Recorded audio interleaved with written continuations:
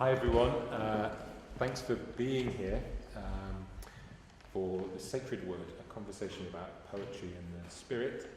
Thanks to Andy for offering this fantastic space for us to have this conversation. My name's Simon Swift, I'm Professor of Modern English Literature at the university, and it falls to me to introduce the participants in this conversation. So we have Marie-Elsa Bragg, who's half French and half Cumbrian, and was brought up in London. And her first novel, which I've just read over the weekend actually, is called Towards Melbreak, and it was published by Chatto and Windus in April of last year, 2017. Her second is due in 2018. And she writes for Radio 4, for the Church Times, for Tablet, and for other papers. And she's a priest in the Diocese of London and a duty chaplain at Westminster Abbey. And she's been a spiritual director for over 20 years. And an Ignatian spiritual director, that's to say Jesuit spiritual director for over 18 of those years. And as a spiritual director, she works with individuals and groups in daily life, and she leads workshops and retreats. And then we have Don Patterson, who was born in 1963 in Dundee in Scotland. He's a professor of poetry at the University of St Andrews, and since 1996 he's been poetry editor at Picador Macmillan. He's the author of 7 books of poetry, including Nil Nil from 1993, God's Gift to Women from 1997, Landing Light from 2003, and Orpheus, which is a version of Rilke's Orpheus Sonnets from 2006. There it is. And those are all with Faber. And he also works as a guitarist, as we can see, and composer. And he's won lots of awards, which he doesn't want me to mention. So I'm just going to hand over, and this conversation is just going to happen, I think, isn't it? I'm just going to roll. So, welcome to Geneva.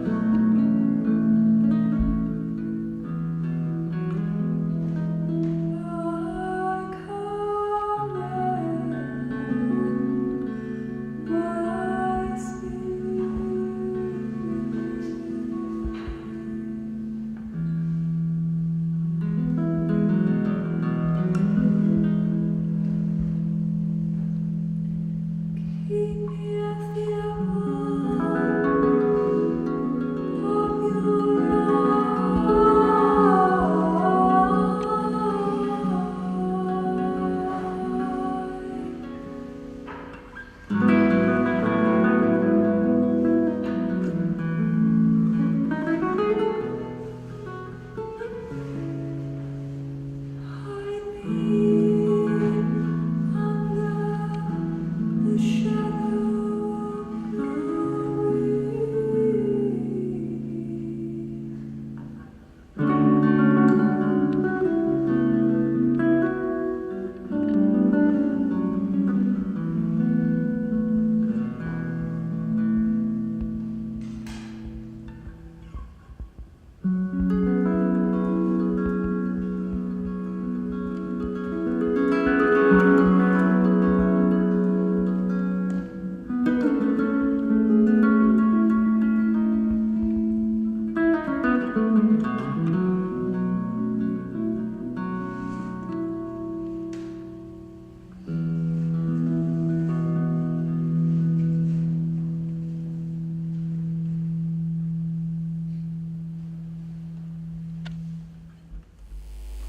Good evening. It's lovely to be with you here.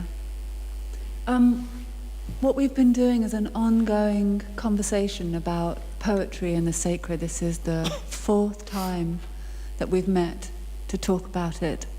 And we're both really exploring it. So every time we meet, we find out something new. We haven't got any answers. We've got lots of questions. But one of the interesting things that have been building between us is the question of liturgy and poetry, and how they really have kind of originated from the same source, and what the patterns and methods of engaging with that liturgy are, and how they perhaps coincide with poetry. Yeah, I mean, I think that we've been talking about the ways in which they share the same kind of ancient root in ritual, in incantation, in prayer, in curse, but very, very old forms, and the way in which they're still united by certain very key things like song, like silence, their engagement with silence, like repetition, one of the things that we've been talking about is the difference between writing, or the use of the word that evokes, or describes something, and writing which invokes, which calls down and substantializes and makes real something, as if from above, in a sense. And I do think that these two uses of language share that in common. They're both invocatory. Poetry certainly tries to make it feel not as if something is happening, but to be that thing itself, to actually be embodied language, I suppose. And one of the things, for me, it's a really important kind of part of the work that I find myself doing, is bringing back the life to the spirituality of the tradition that I work in. Bringing back the breath of it into every generation. And part of that is finding the poetry again and again, just like you return to a good poem again and again.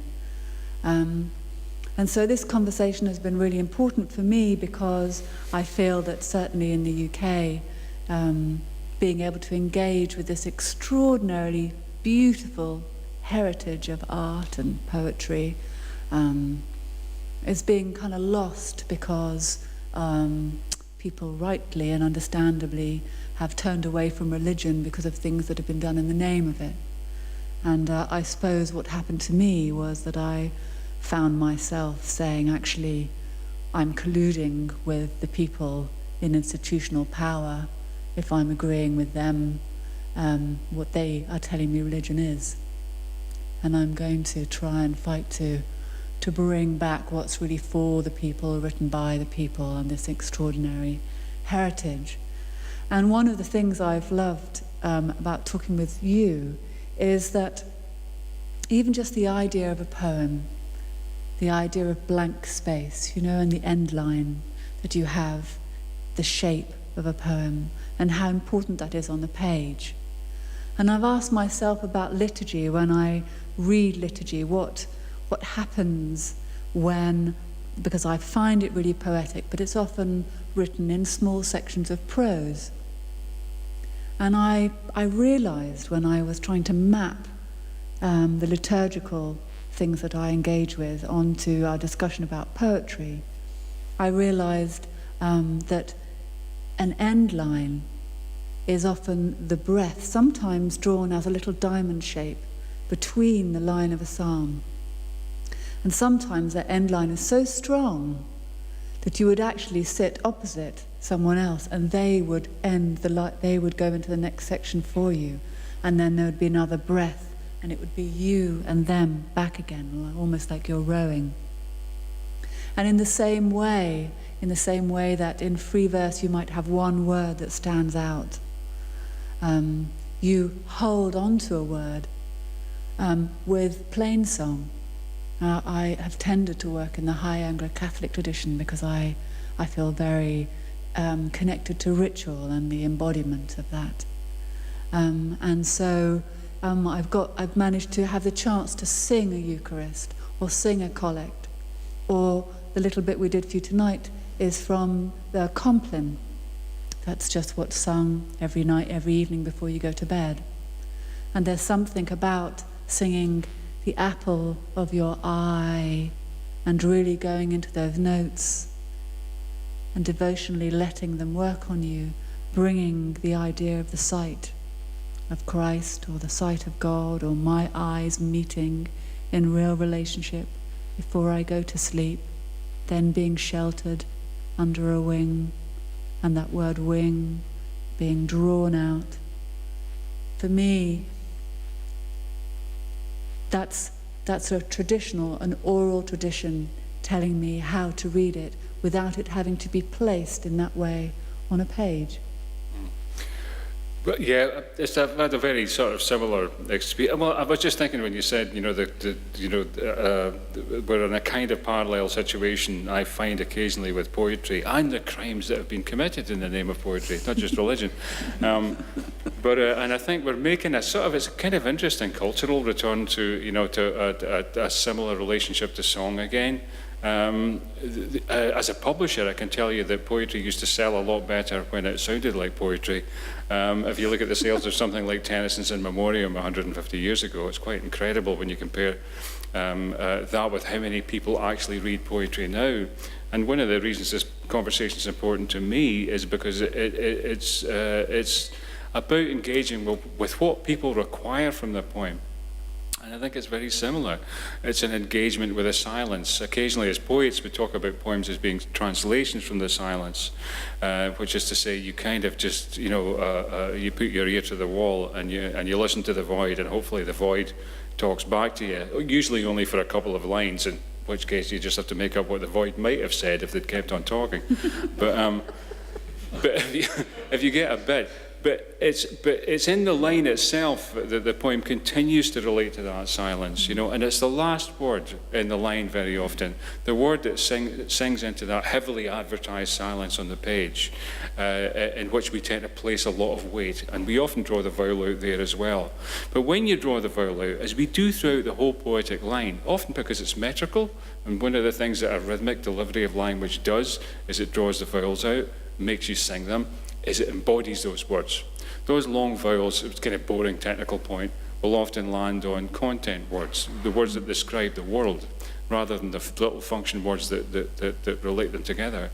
And when they do that, they have suddenly a literal, physical, elongated presence in language that the brain, I think, interprets as a kind of reality. But without the silence, if you like, that kind of white at the end of the line to draw them forth, kind of cathode and anode, without that listening silence at the end of the line, they wouldn't be able to sing in that way.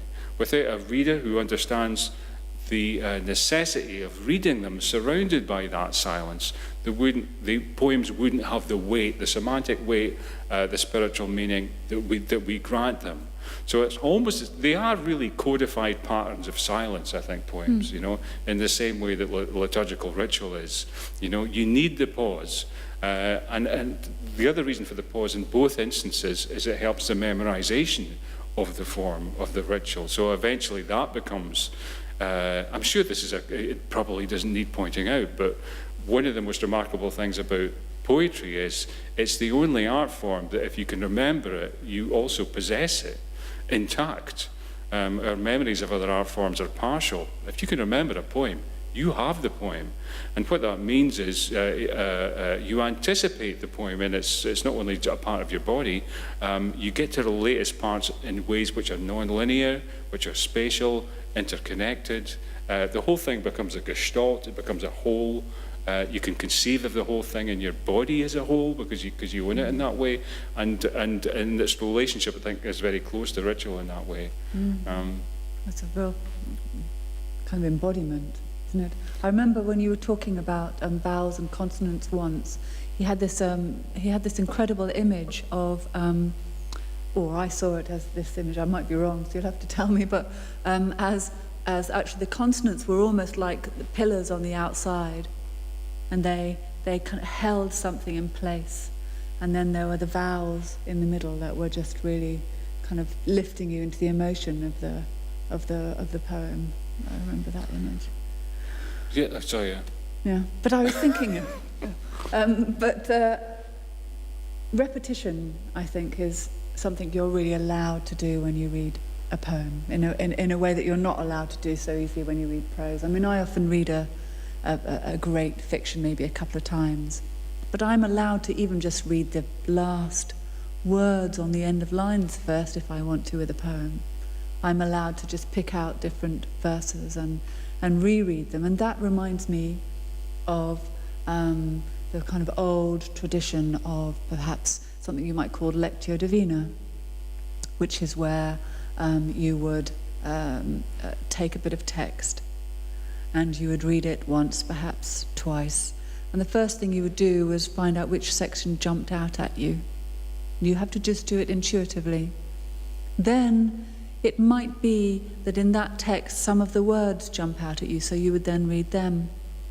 And then it might be that those words kind of form a different line, different shape, they join with something else, and eventually it forms its own poem. It's like a live shape made for you to take in, and then that's what you pray with. That's what you take away with for about an hour.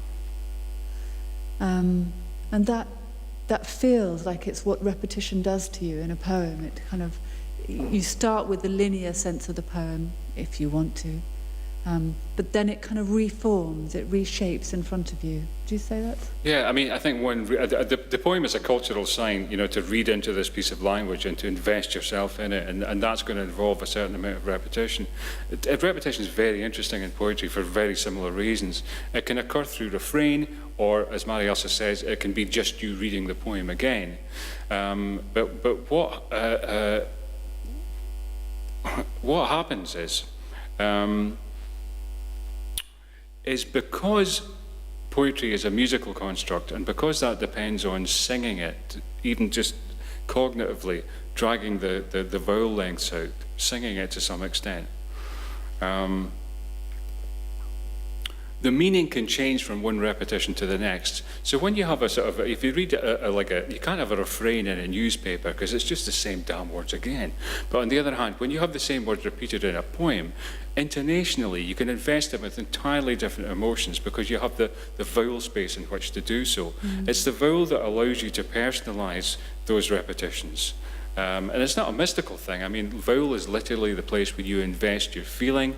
Words will have a different kind of pitch contour. The music is different depending on what you mean by them. So as your understanding of this line, this repeated line, changes, so does its music. And you're allowed to do that. So the whole thing is in flux. So I think it's that kind of weird interrogation of the detail. And it changes quite alchemically through its repetition until you find something harmonically deeper and deeper as you go into it. And the poem encourages exactly that sort of repeat. It's predicated on rereading, on a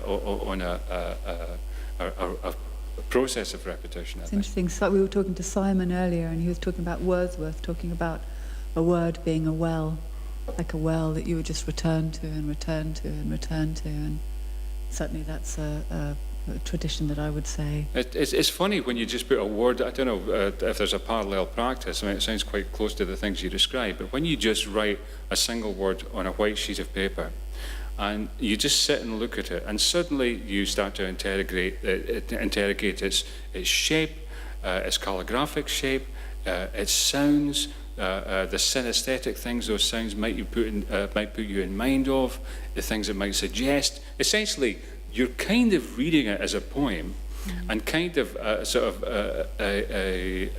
allowing it the kind of interrogation you would give a holy text in the same way. It's an act of reading in. And I think that, we're looking for things that draw us out so that we can read in.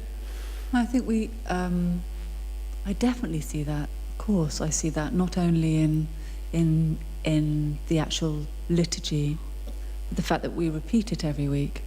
I mean, there isn't a week where I would lift up the chalice for a blessing and have a very different live feeling of what that is. And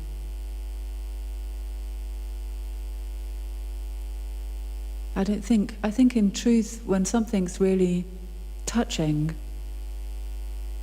a kind of reverence never feels the same twice, does it? If you love, it never really feels the same twice, I don't think.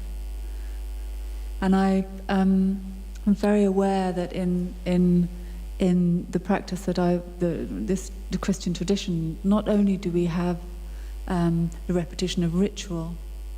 I mean, even if you're just a thurifer, if you think about it, a thurifer, the person with the incense, you often hold the chain up, and you've got this clank when it goes back, and you're just swinging. And that's your job for the whole of the service. And if someone is incanting the gospel, you're behind them and you're incanting, you're rocking with them.